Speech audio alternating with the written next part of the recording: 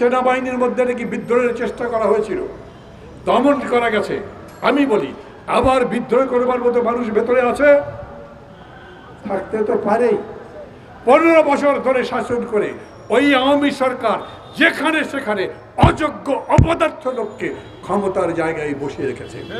সেটা ক্যান্টনমেন্টে বলেন, বিজিবিতে বলেন, পুলিশে বলেন, বিশ্ববিদ্যালয়ের ভিসি, অন্যান্য জায়গায় বলেন, পাবলিক সার্ভিস কমিশন বলেন, সচিবালয় বলেন, সমস্ত জায়গায় আওয়ামী তস্কর দুষ্কৃতকারীরা যোগ্যতা না থাকা সত্ত্বেও সেই জায়গায় প্রতিষ্ঠিত হয়েছে।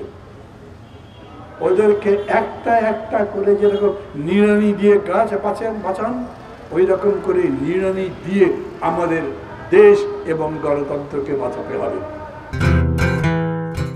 জনগণের রক্ত নিয়ে যারা খেলেছেন ওরা কেউ মাপ পাবে না।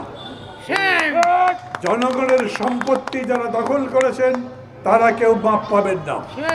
যারা জনগণের ভোটের অধিকার কেড়ে নিয়েছেন তারা মাপ পাবেন না। ওটা ব্যক্তি হোক, নেতা হোক, দল হোক। যেই দল নিজের ক্ষমতার দাপটে জনগণকে পায়ের নিচে দাবিয়ে রেখেছিল, খেয়াল করবেন আপনারাই নির্বাহী আদেশে কোন কোন দলকে বাতিল করেছেন। এই রকম বাতিল আপনারাও হয়ে যেতে পারেন। আপনাদের পাপের বোঝা এত বেশি, ওটা আদালতের মাধ্যমে বিচারে, জনগণের আদালতে আপনারা আসতে পারবেন না। তার পুত্র বিদেশ থেকে বড় বড় বিবৃতি দেন, এখন বাংলাদেশে আসতে পারেন না। আপনার মা, আপনার খালা কিরকম চোর বা চূর্ণির মতো পালিয়ে গেছেন দেখেন নাই? ফিরে আসতে পারবেন এখন? আমি কোনো দম্ভ করবার জন্য বলছি না। যারা মানুষের রক্ত নিয়ে হেলি ফেলে বুঝতে পারবেন শেষ পর্যন্ত তাদেরও চোখের জলে, ডাকের জলে একাকার হয়ে যেতে হয়। প্লেনে করে ঘুরে বেড়ান, বিশ্বের কোনো দেশ আপনার জন্য দরজা খোলে না এবং খুলবেও না। আমরা বলছি এই লড়াই আমরা চালাচ্ছি, কিন্তু সেই লড়াই আইনের পদ্ধতিতে। ডাকাতি বন্ধ করতে হবে, লুটপাট বন্ধ করতে হবে, মানুষের বাড়িতে আগুন দিয়ে পুড়িয়ে মানুষ হত্যা করা বন্ধ করতে হবে এবং সেটা বন্ধ করতে হবে যথাযথ প্রক্রিয়ায়। এই যে পুলিশে ব্যাপক পরিবর্তন দেখছেন, প্রশাসনে ব্যাপক পরিবর্তন দেখছেন, আমরা মনে করি এই পরিবর্তন দরকার। এই পুলিশই তো গতবার ভোটের সময় ভোট কেটেছে, বাক্সে বলেছে, যারা যারা করেছে তাদের চিহ্নিত করতে হবে, তাদেরকে বাদ দিতে হবে। তাহলে আগামীতে যদি ভোট করতে যান এরা আবারও ওই রকম কাজ করতে পারে। এর মধ্যে সেনাবাহিনীর মধ্যে নাকি বিদ্রোহের চেষ্টা করা হয়েছিল, দমন করা গেছে। আমি বলি, আবার বিদ্রোহ করবার মতো মানুষ ভেতরে আছে? থাকতে তো পারেই। 15 বছর ধরে শাসন করে ওই আওয়ামী সরকার যেখানে সেখানে অযোগ্য অপদার্থ লোককে ক্ষমতার জায়গায় বসিয়ে রেখেছে। সেটা ক্যান্টনমেন্টে বলেন, বিজিবিতে বলেন, পুলিশে বলেন, বিশ্ববিদ্যালয়ের ভিসি, অন্যান্য জায়গায় বলেন, পাবলিক সার্ভিস কমিশন বলেন, সচিবালয় বলেন, সমস্ত জায়গায় আওয়ামী তস্কর দুষ্কৃতকারীরা যোগ্যতা না থাকা সত্ত্বেও সেই জায়গায় প্রতিষ্ঠিত হয়েছে। ওদেরকে একটা একটা করে যেরকম নিড়ানি দিয়ে গাছ বাঁচান, ওই রকম করে নিড়ানি দিয়ে আমাদের দেশ এবং গণতন্ত্রকে বাঁচাতে হবে। অধৈর্য হবার কোনো কারণ নেই, ধৈর্য হারাবেন না। যদি মনে করেন না আজ আপনি ক্ষমতা নিয়েছেন কালকে ভোট দিয়ে দেন, তো কালকের সেই ভোট হবে না তো। আমরা স্পষ্ট কণ্ঠে বলতে চাই, আমরা ভোট চাই, যেহেতু আমরা গণতন্ত্র চাই, কিন্তু সেই কারণে আমরা মনে করি ভোটটা ভোটের মতো হতে হবে। তার জন্যে পুরা প্রশাসনকে, পুরা দেশকে সেইভাবে সাজানো হোক যাতে জনগণ তার ইচ্ছা মতো ভোট দিতে পারে এবং সেই ভোট যাতে যথাযথভাবে গোনা হয় এবং সেই ভোটের রায় যাতে জনগণের সামনে প্রকাশ করা হয়। কতদিন সময় লাগবে এতে জানি না। কোনো 3 মাসের কাহিনী নাই এখন। কাহিনী একটা, এজেন্ডা একটাই, সেটা হচ্ছে আমরা নতুন বাংলাদেশ করতে চাই।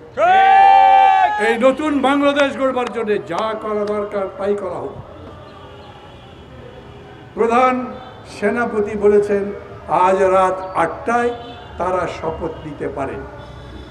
আমরা সেটা দেখার জন্য অপেক্ষা করছি, কারা শপথ নেবেন।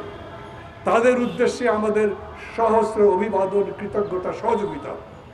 সর্বাত্মক রকম সহযোগিতাই করতে চাই। কিন্তু দেশের এই ক্রান্তির মধ্যে দাঁড়িয়ে আমি তাদের উদ্দেশ্যেও কয়েকটা কথা বলতে চাই। ভাইরা আমার, 2-4 মিনিট আমার কথা বলা যদি বেশি হয়, তারপর আমি মনে করছি এই কথাগুলো বলা দরকার। যারা ক্ষমতায় যাচ্ছেন তাদের হাতেই সবচাইতে বেশি দায়িত্ব। একটা অসৎ দালান গড়ে উঠেছিল, সেই দালান আয়নাঘর ছিল, সেই দালান জনগণকে নির্যাতন করবার জন্য বানানো হয়েছিল। জনগণ সেটা ভেঙে দিয়েছে। আমরা নতুন দালান করতে চাই, নতুন ইমারত করতে চাই, নতুন দেশ গড়তে চাই। এই নতুন দেশ গড়বার দায়িত্ব এখন থেকে, আজকে সম্ভবত রাত 8টার পর থেকে যারা শপথ নেবেন তাদের উপর বর্তাবে। কেউ যদি বলেন যারা আসবে তারা কেবল কোনো রকমে ভোট করে দিয়ে চলে যাক, আমরা বলি কোনো রকম ভোটের জন্য এই 15 বছর লড়াই করি নাই। অতএব সেই জন্যে ধৈর্য ধরেন, সেই জন্যে নিজেরা নিজেদের সংযত করেন। প্রতিটা দলের কাছে আমি অনুরোধ করব, দলের নেতা কর্মীদের বলেন জনগণের জান মান জীবন রক্ষা করবার দায়িত্ব আমাদের। আমাদের দলের কেউ, আমাদের যে কোনো দলের যারা যারা আন্দোলন ছিলেন তাদের কারণে যাতে জনগণ আঙ্গুল না তোলে যে উনি অমুক দোকান দখল করতে গেছেন, অমুক বাজার দখল করতে গেছেন, অমুক বাড়িতে আগুন দিয়েছেন। না, আমাদের কাজ এটা নয়। যদি কেউ দলের ভেতরে দুর্বলতার কারণে এরকম হয়ে থাকে, আমি দেখেছি সব দল তাদের নেতা কর্মীদের এই নির্দেশ দিয়েছে। গতকাল বিএনপি চেয়ারপারসন বেগম খালেদা জিয়া মুক্তি পাওয়ার পর অসুস্থ অবস্থায় যে বাণী দিয়েছেন, সেখানেও এই কথা বলেছেন মানুষকে রক্ষা করতে হবে, লুটপাট ইত্যাদির মধ্যে যাওয়া চলবে না। আমি এই কথা, বেগম জিয়ার এই কথা সমস্ত দেশবাসীকে, সমস্ত রাজনৈতিক কর্মীকে এবং বিশেষ করে তার দলের নেতা কর্মীদের স্মরণ রাখবার জন্য বলবো। দেশ এখন কোনো দলের নয়, দেশ এখন কোনো ব্যক্তির নয়, দেশ সমগ্র জনগণের। ওই জনগণ ভোট দিয়ে যতদিন পরেই হোক, ভোট করবার পরে যারা ক্ষমতায় যাবেন তারা যাবেন, অতিষ্ঠ হবার মতো কোনো কারণ নেই। কথা আর লম্বা করতে চাই না, আমি শুধু বলবো যারা দায়িত্ব পেলেন তাদের বুঝতে হবে এই কাজে তারা যদি কোনো ভুল করেন তাহলে বাংলাদেশের ইতিহাসের জন্য ক্ষতি হবে। কারা আসছেন জানি না, আপনারা জানেন? একজনের কথা জানি, ডক্টর মোহাম্মদ ইউনূস। সারা বিশ্বব্যাপী সম্মানিত, খ্যাতিসম্পন্ন, অনেক যোগ্যতা আছে, অনেক সাফল্য আছে। আমরা আশা করি, যদিও তিনি কখনো রাজনীতি করেননি, তিনি একবার রাজনৈতিক দল করতে চেষ্টা করেছিলেন, রাজনৈতিক দল করতে পারেননি শেষ পর্যন্ত, তাতে কিছু যায় আসে না। এবার যদি তিনি সবার সহযোগিতা নিয়ে এই বিষয়টার মোকাবেলা করেন তাহলে এটা মোকাবেলা করা সম্ভব।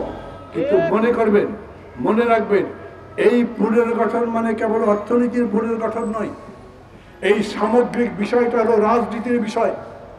কারা করছে এইগুলো? কারা সামরিক বাহিনীর মধ্যে উত্তেজনা সৃষ্টির চেষ্টা করে, কারা প্রশাসনের মধ্যে বিশৃঙ্খলার চেষ্টা করে, কারা রাতে রাতে ডাকাতি করে, কারা বিভিন্ন জায়গায় বিনা কারণে মানুষের বাড়িতে আগুন লাগিয়ে দেয়। এগুলোর মধ্যে রাজনীতি বোঝারও দরকার আছে।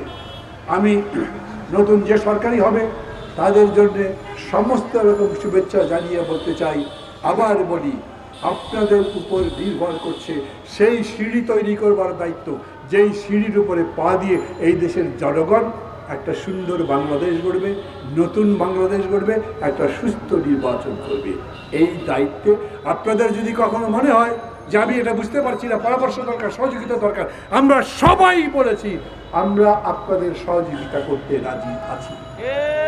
এটা বুঝে আপনারা নিজেদের কাজ করবেন এবং একসাথেই আমরা আগামী সেই স্বপ্নের বাংলাদেশ, যার জন্য আবু সাঈদ সহ শত মানুষ জীবন দিয়েছে, সেই রকম বাংলাদেশ আমরা করতে পারি। সবাই ভালো থাকবেন এবং সবাই আশা রাখবেন আমরা নিশ্চয়ই সেই নতুন বাংলাদেশ করতে পারবো। খোদা হাফেজ।